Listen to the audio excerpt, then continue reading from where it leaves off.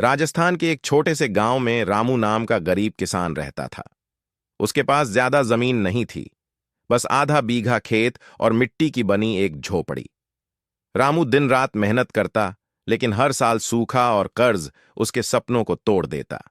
गांव में लोग कहते थे, रामू, खेती छोड़ दे, मजदूरी कर, तुझे फायदा होगा।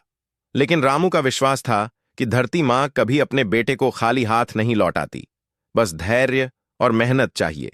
रामू की पत्नी सीता अक्सर चिंता में डूबी रहती थी। वह सोचती, कब तक भूख और तंगी झेलेंगे, बच्चों की पढ़ाई कैसे होगी। लेकिन रामू हर बार मुस्कुराकर कहता, सीता, अंधेरा चाहे कितना भी गहरा हो, सूरज उगना जरूरी है। एक साल जब बरसात बिल्कुल नहीं हुई तो गांव के कई किसान शहर की ओर चले गए।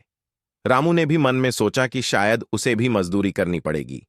लेकिन तभी उसे अपने पिता की कही एक बात याद आई, मुसीबत के वक्त हार मत मानना, धरती से जुड़ा इंसान हमेशा संभल जाता है। रामू ने हिम्मत जुटाई। उसने अपने खेत के पास कुआं खोदा। गांव वाले हंसते हुए बोले, अरे, इस सूखी जमीन में कुआं, पानी कहां से आएगा। लेकिन रामू ने परवाह नहीं की। वह दिन रात खुदाई करता रहा। हाथ छिल गए, पीठ झुक गई, लेकिन उसका इरादा अटल रहा। कई हफ्तों की मेहनत के बाद आखिरकार पानी निकल आया।